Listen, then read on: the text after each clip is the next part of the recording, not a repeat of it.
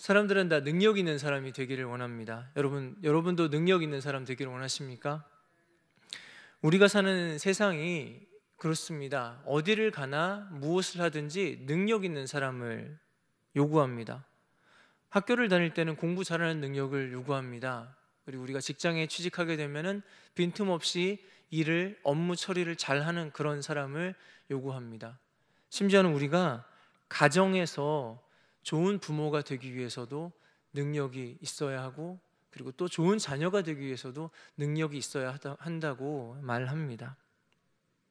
그래서 사람들이 능력 있는 사람 되고 싶어 합니다. 어떻게 해서든지 내가 더 훈련하고 연습해서 능력 있는 사람 되기를 간절히 원합니다. 그래서 사도행전 말씀을 쭉 보다가 이 한 구절에 시선이 멈출 수밖에 없는 것 같습니다. 오직 성령이 너희에게 임하시면 너희가 권능을 받고, 너희가 권능을 받는다고 말씀하십니다. 능력을 주신다고 말씀하십니다. 우리가 그렇게 원하고 바라는 그 능력을 주시는데 성령이 임하시면 주신다는 것입니다. 여러분, 우리가 그렇다면 성령을 받아야 할까요? 받지 말아야 할까요? 아멘. 당연히 받아야 할 줄 믿습니다.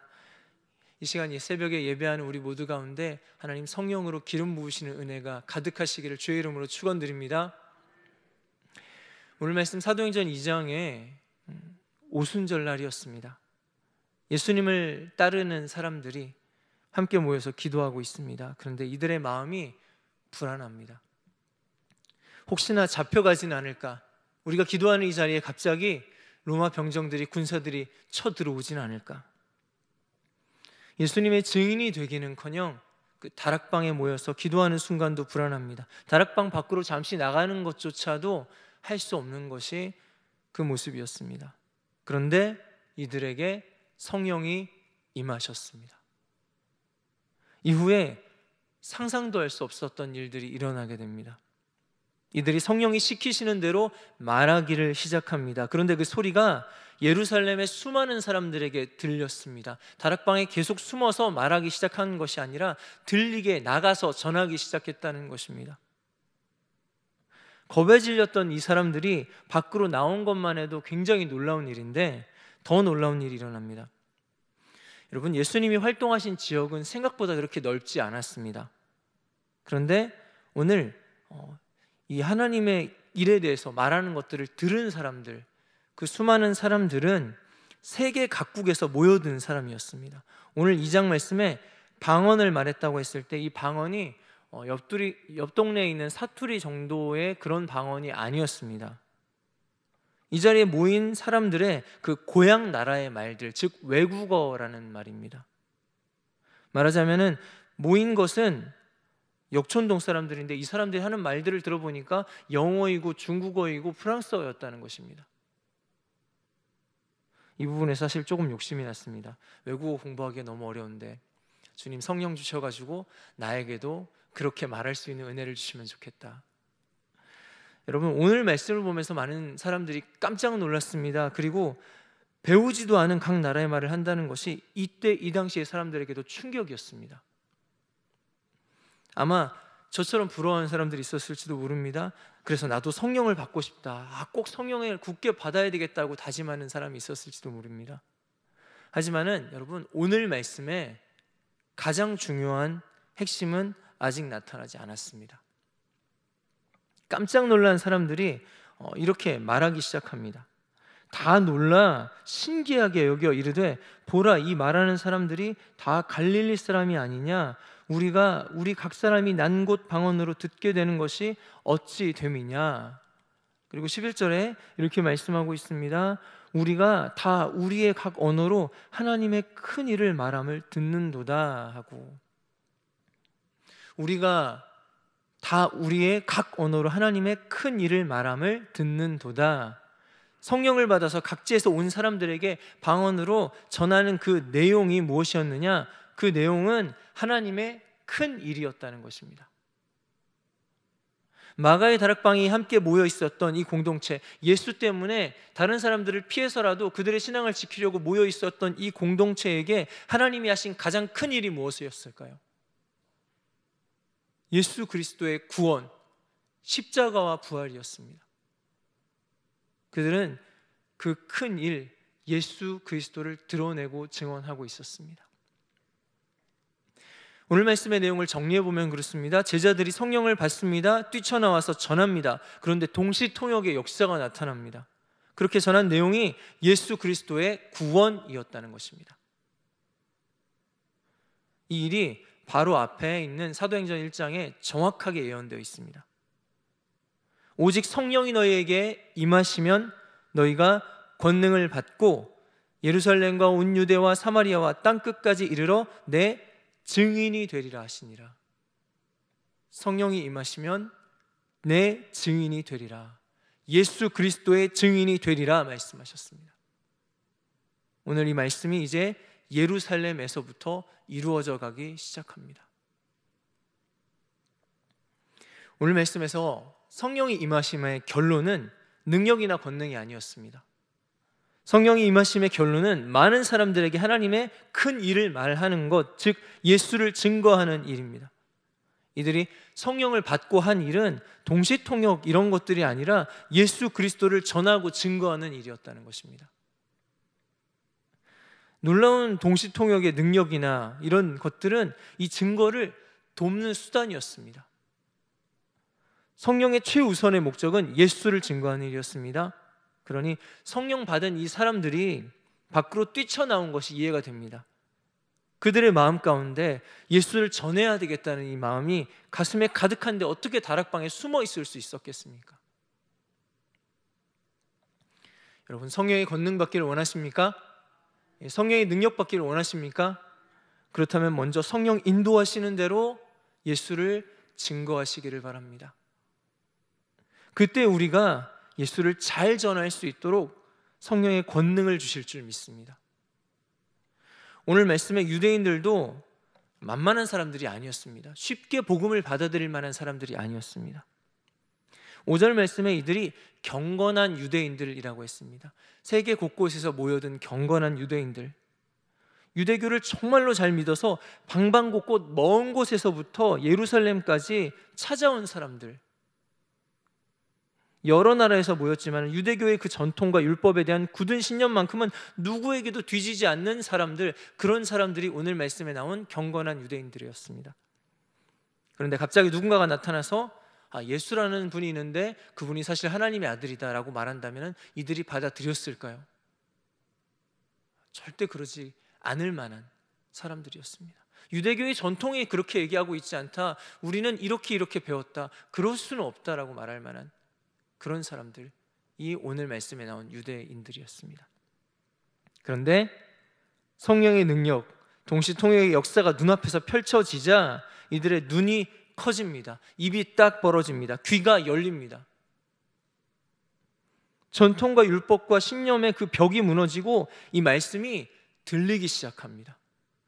우리가 다 우리의 각 언어로 하나님의 큰 일을 말함을 듣는도다 라고 고백합니다.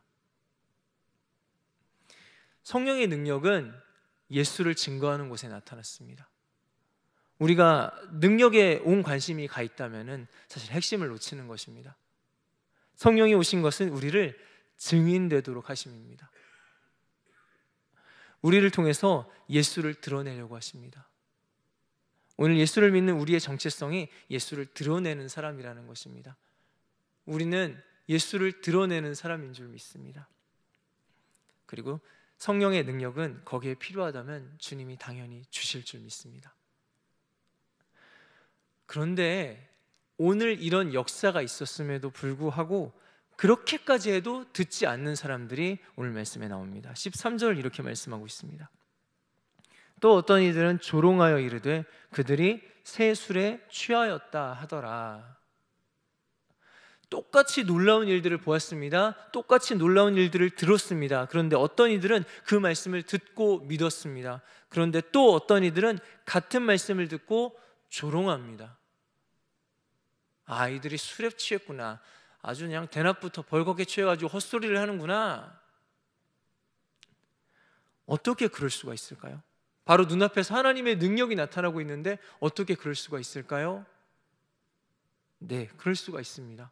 여러분, 성경에서 가장 스펙타클한 장면들이 모여 있는 곳이 어디일까요? 저는 아마 출애굽기가 아닐까 생각합니다. 이스라엘 백성들이 애굽에서 나올 때에 이들은 정말 놀라운 하나님의 기적들을 경험했습니다. 애굽에 하나님이 10가지 재앙을 내리시는 것을 눈앞에서 똑똑히 보았습니다. 그리고 그들이 가는 곳곳마다 하나님의 구름 기둥과 불 기둥이 눈앞에서 그들을 지켜주시는 것을 보고 있었습니다. 눈앞에서 홍해가 갈라집니다. 그리고 그 사이를 직접 지나가는 일을 경험합니다. 그리고 이들이 갈급할 때마다 하늘에서 만나와 메추라기가 떨어지고 그들이 그것을 직접 먹어서 경험합니다. 어떨까요? 이 정도로 능력과 기적이 나타났다면 안 믿을 수가 없겠죠. 아무 의심 없이 정말로 잘 믿겠죠. 여러분 그렇습니까? 아니요. 성경이 보여주고 있습니다. 그런 기적들을 보고도 이 이스라엘 백성들은 틈날 때마다 우상을 찾아갑니다. 하나님이 없다 어떻게 이럴 수 있냐라고 불평하고 불만합니다. 분명히 우리가 아는 성령의 능력은 불가능이 없으신데 그런 성령의 능력이 나타나고 있는데 이들이 하나님을 믿지 않고 조롱합니다. 참 이상합니다. 성령께서는 어떤 문화와 관습과 환경의 어떤 장벽들이라도 깨뜨리실 수 있는 주님이십니다. 그렇게 복음을 들려주시는 하나님이십니다. 그래서 오늘 말씀에서도 그랬습니다. 그 능력이 드러나고 나타났습니다. 하지만 성령은 듣는 자의 결단을 대신 해주시지는 않습니다. 대신 믿어주시지는 않는다는 말입니다. 오늘 말씀에 동시통역까지 드러나고 나타나면서 하나님 말씀을 들리게 해주셨어도 결단하고 믿는 것은 사람의 몫입니다. 저와 여러분은 내게 들려주시는 이 하나님의 말씀을 어떻게 받고 계십니까? 그 하나님의 말씀을 우리가 어떻게 듣고 계십니까? 어떤 그리스도인이 좋은 교회를 다니고 있습니다. 교회에서 문제 해결을 받고 치유의 능력도 많이 나타나고 찬양도 너무 좋고 목사님 말씀도 너무 좋습니다. 그렇게 교회를 다닙니다. 그렇다면 그냥 그걸로 된 것일까요? 아니요, 부족합니다. 아직 결론까지 가지 못했습니다. 제일 중요한 부분이 남았습니다. 그 교회에서 그렇게 신앙생활하면서 말씀을 들으면서 내가 정말 그 말씀을 믿고 그렇게 살려고 몸부림치고 있는가? 다시 말해서 내가 믿는 예수 그리스도를 증거하고 드러내면서 살아가고 있는가? 거기까지 가야 됩니다. 우리는 예수의 증인으로 살아가고 있습니까? 그분을 드러내면서 살아가고 있습니까? 여러분, 우리가 그렇게 살기로 결단할 때 오늘 사도행전의 역사가 반복됩니다. 성령 받고 예수의 증인 되기로 결단해서 이들이 뛰쳐나왔습니다. 위험을 무릅쓰고 뛰쳐나와서 그렇게 예수를 드러낼 때 성령의 능력이 나타났습니다. 그것처럼 오늘 제자들이 전한 이 말씀을 유대인들이 받고 또한 증인되기로 결단한 자들이 있었을 것입니다. 그들이 동일하게 믿고 성령으로 예수의 증인되기로 나아갈 때 거기에 성령의 역사가 나타납니다. 거기에 또 다른 예수의 증인들이 세워집니다. 그리고 그들이 간 자리에 또 성령의 능력이 나타나고 또 예수의 증인들이 세워지고 또 성령의 능력이 나타나고 수백 번 수천 번 반복된 그 복음의 역사, 성령의 증인이, 예수의 증인이 세워지는 그 역사 끝에 오늘 저와 여러분이 서 있는 줄 믿습니다. 그렇게 우리가 서 있습니다. 다시 말해서 우리는 예수의 증인으로 이 자리에 세워진 줄 믿습니다. 예수의 증인으로 우리가 살아가는 그곳에 하나님 우리를 세우신 줄 믿습니다. 성령님은 오늘도 저와 여러분이 예수를 증거할 때 동일하게 역사하실 것입니다. 지금까지 그렇게 예수의 증인들을 세워오신 것처럼 우리가 그렇게 예수를 증언할 때 우리에게 성령의 권능 주실 줄 믿습니다. 말씀을 정리합니다. 요한일서 5장 6절에 이렇게 말씀하고 있습니다. 이는 물과 피로 임하신 이시니 곧 예수 그리스도시라. 물로만 아니라 물과 피로 임하셨고 증언하는 이는 성령이시니 성령은 진리니라. 성령은 예수를 증언하시는 영이십니다. 성령이 임하시면은 증언하고 싶어집니다. 예수를 자랑하고 싶어집니다. 누군가에게 능력이 나타난다고 그가 성령 받은 것이 아니라 예수를 증언하고 드러낸다면은 그 사람이 성령의 사람입니다. 많은 이들에게 드러나고 보여지는 것은 능력이지만은 드러나는 능력은 예수를 증거하는 수단일 뿐입니다. 동시통역은 돼도 그만이고 안 돼도 그만입니다, 여러분. 홍해는 갈라져도 그만이고 안 갈라져도 그만입니다. 그 능력보다도 예수 그리스도가 드러나셔야 하는 줄 믿습니다. 여러분, 그래서 직접 전도하셔도 좋습니다. 아니면은 여러분의 말과 성품으로 예수를 드러내셔도 좋습니다. 예수 사랑을 섬김으로 보여주셔도 좋습니다. 무엇을 통해서든 어떤 방법을 통해서든 우리 삶에 예수 그리스도가 드러나야 하실 줄 믿습니다. 그것이 성령의 사람이고 참된 그리스도인 천국 백성인 줄 믿습니다. 여러분, 우리 삶이 그래야 합니다. 사람이 그렇습니다. 보통 자기에게 너무 좋은 일이 생기거나 너무 귀한 것이 있으면은 자랑하고 싶어집니다. 어떤 권사님 댁에 찾아갑니다. 그런데 아들이 전국 수석을 한 상장이 벽에 살짝 걸려 있습니다. 쭉 얘기를 하시다가 벽으로 시선을 옮기시면서 갑자기 액자를 이렇게 쓰다듬으십니다. 아, 이게 웬 거냐? 아, 우리 아들이 얘기 안 하려고 그랬는데 우리 아들이 사실 1등 했다고. 여러분, 귀한 것, 좋은 것이 있으면 말하고 싶어집니다. 그게 정상입니다.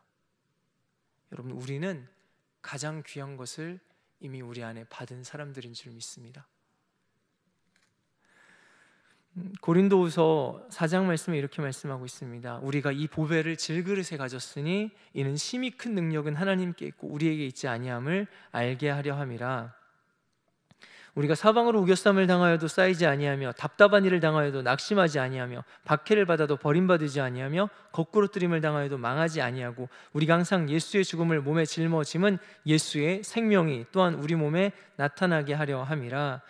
우리 살아있는 자가 항상 예수를 위하여 죽음에 넘겨짐은 예수의 생명이 또한 우리 죽을 육체에 나타나게 하려 함이라.